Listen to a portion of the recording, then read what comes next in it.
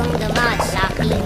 Lalo ng punong-puno ng pananabik at ng kabalaling sa'king bawat paghinga nakatitig lang.